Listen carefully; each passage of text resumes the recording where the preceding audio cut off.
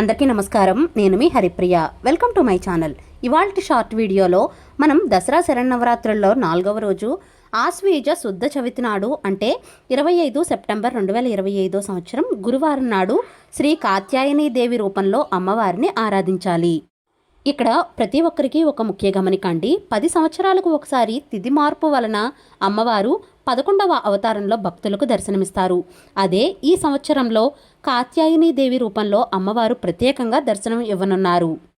ఇలా 10 సంవత్సరాలకు ఒకసారి 11వ అవతారం ఉంటుంది అని ఆలయ పండితులు పురోహితులు చెబుతున్నారు. ఈ కాత్యాయని అవతారమే ఈ 2025 సంవత్సరంలో నూతన అలంకారం.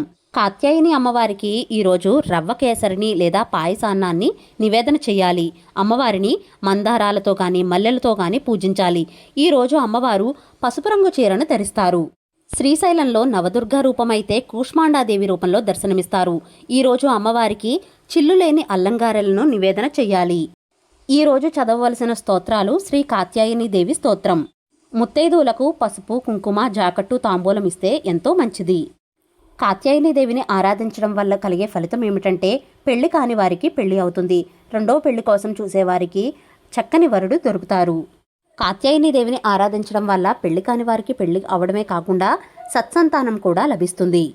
దసరా శరన్నవరాత్రుల్లో 4వ రోజు పూజా విధానం, అలాగే అమ్మవారికి పెట్టవలసిన నైవేద్యం, అలంకరణ మొత్తం పూర్తి సమాచారంతో వీడియో అయితే అప్లోడ్ చేశానండి.